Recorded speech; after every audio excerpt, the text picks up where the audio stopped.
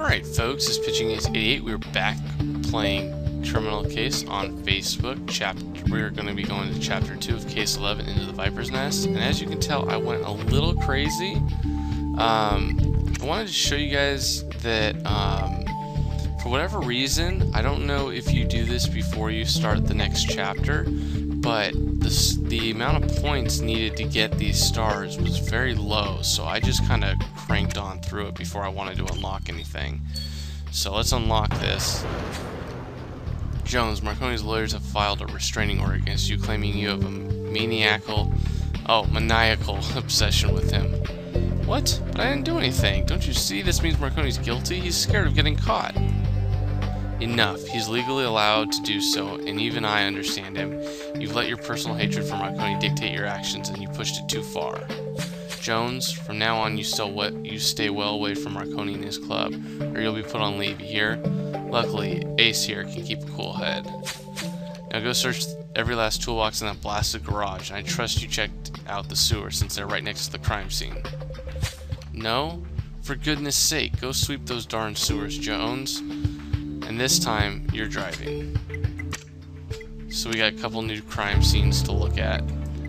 Although we don't really need that much more stuff, because we have already plenty of stars.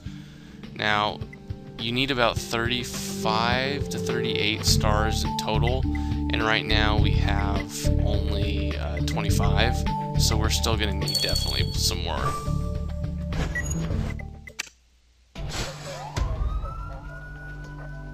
I think even this one was only 1800 for the first star, and sorry, that was default. I do that. Let's see, glue stick, dog tag, yep, oiled stained rag. I think it's this thing right here. Butterfly up here. Torn map has got to be here, I think. Right? Yeah. Torn map. Oh, we'll take the torn map then. That'll work. And the scissors, butterfly, glue stick, oil stain rag. Oh, we got 3 clues from this one. Nice. I like it. Too bad the chief had to tell us where it was. Come on, Jones, you gotta be better than that. But this should get us at 33%. Oh, close. I'll do better next time.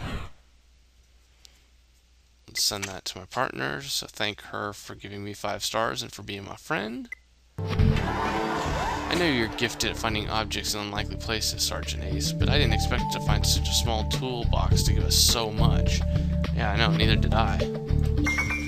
First, let's send this oil-stained rag back to the lab. About this torn map, do you think you pieced it back together, Sergeant? Of course I can. And look at this dog tag. It has a Viper's logo and with the name Ash inscribed on it.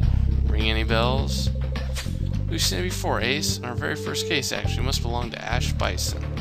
We haven't seen Ash since, but as a Viper gang member, I'm sure he's been keeping busy. And I think it's high time we had catch up with him. Interesting. They're going to loop back into the first case. They already did like the second or third case in the last one. That was pretty nice. So, good. We're gonna have to wait 6 hours. That's fine. We're gonna put together this map because everyone knows how great I am at puzzles, which is a negative.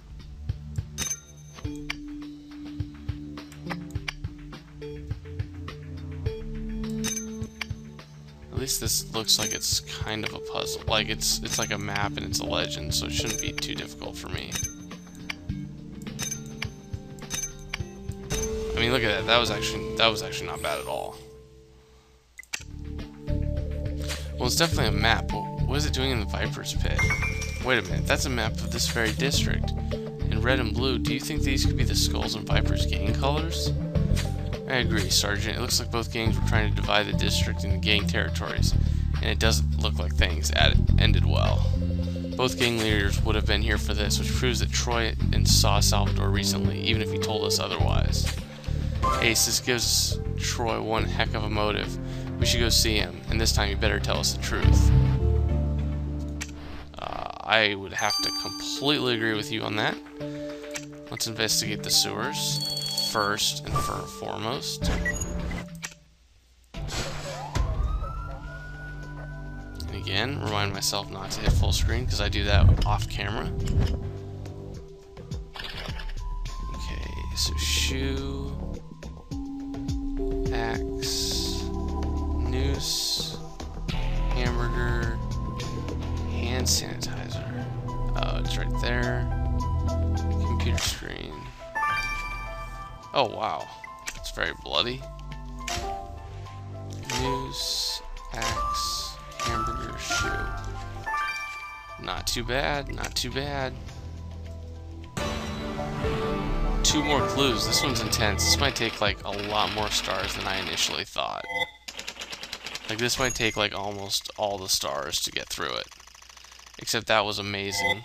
To give me 40% off for just the first one that I did. I like that. That is always good news to me. What the? You're telling me that I dived into the sewers and found nothing while you stayed nice and dry and find all of this? Huh. Well, excellent work, Ace. About this shoe, there seems to be traces of car oil on it, Ace. Why don't you try and scrape off a sample of soil from it? Look at this hand sanitizer. Have you noticed the blood? Ace, I think you should collect a sample. Okay, great. So it's going to be the one where we have to select the stuff. I have so many stars. Actually, it's not going to seem like that many, but at this point, it's a lot of stars. They'll go quickly, though. Wow, that was lucky. Incredibly lucky. Nicely done, Ace. An analysis of the soil sample should tell us where else the shoe's owner has been to. So that means we're going to have to analyze it. Yep. Alright, let's examine this hand sanitizer, which should have the same minigame involved, I would imagine. I'm correct. We'll try the bottom left this time. Nope.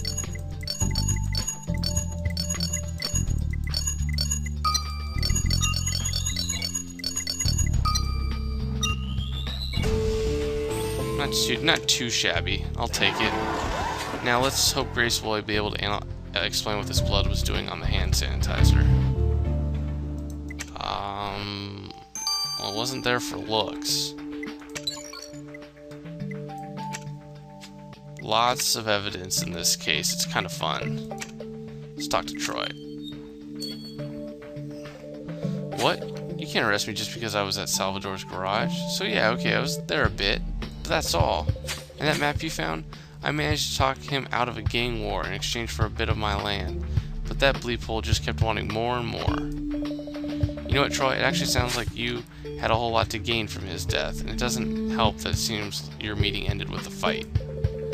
Okay, yeah, I kind of lost my temper and hit Salvador, but I didn't kill him. I'm always on edge these days because I'm trying to quit smoking. It's no good for my asthma.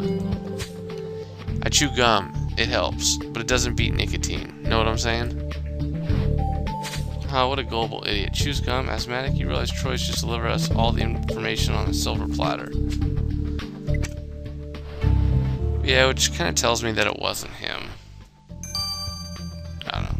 Can't be giving me too much information that quickly. I just don't believe it.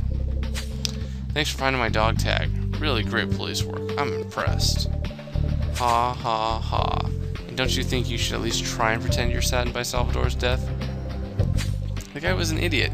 He kept doing dumb crap to try and trigger my asthma for laughs. Now look who's laughing. My, asthma. And mistake me if I'm wrong, but that's a piece of chewing gum in your mouth.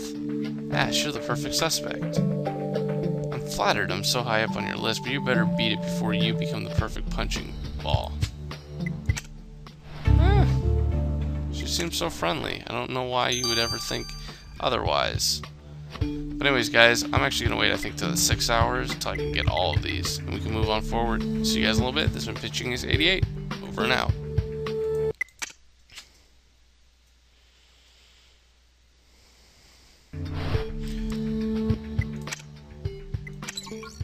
Alright, folks, we're back. It's Pitching Ace 88, and let's finish off some of the clues. Even at first glance, anybody could tell this rag is covered in car oil, which isn't surprising when found in a garage.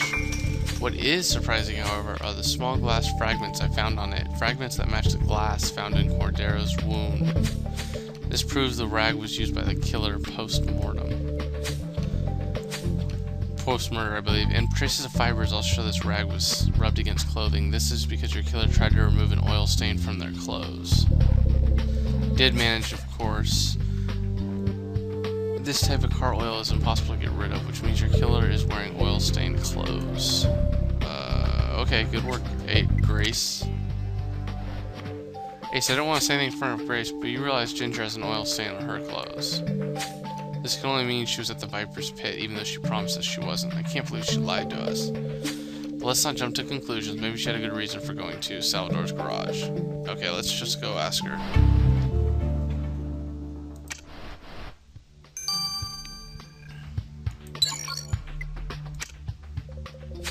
Well, it's definitely an interesting soil sample. We took out the shoe from that sewers. I found traces of car oil, which is exactly the same oil as the one for the Viper's Pit, which means the shoe's owner was there. Sure, it's interesting, but that doesn't really help us much. Next bit, Will, I also found traces of soil that can be only found in Cooperville. That should narrow down the list of possible suspects. Amazing work, Grace. Thank you. Ace, who do we know in Cooperville? 1-2 Sam, of course. We haven't seen him since we cracked that gruesome case. It'd be nice to see Sam again, and besides, he knows of everything that goes on in Cooperville, so maybe we should definitely go talk to him. Oh, cool, so we get to go to 1-2 Sam again. Cool. I'm down with that.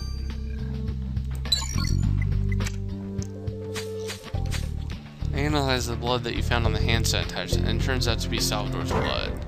What the? But how? That doesn't make any sense. It makes perfect sense, Jones. By trying to erase all evidence, they actually preserve some vital information, which is that your killer uses hand sanitizer. Ace's hand sanitizer business reminds me of the Russian case where it was a vital piece of evidence. In the Russian case files, we highlighted all the suspects who use hand sanitizer, and the list included Tony Marconi. This means he must be the killer. Alright. You're right, Ace. I'll leave Marconi alone. Fine, forget I ever said anything, but please note in your file that he uses hand sanitizer.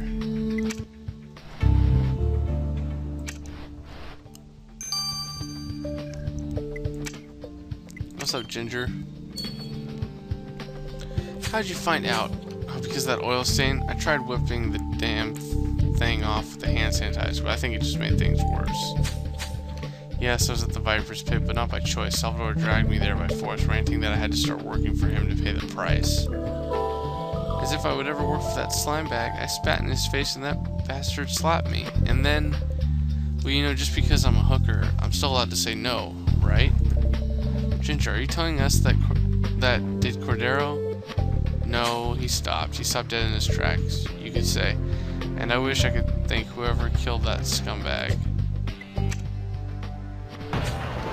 Salvador's evil knows no bounds. If he was alive, you can be sure I'd kill him all over again. If you ask me, the story gives Ginger a very good reason to kill him.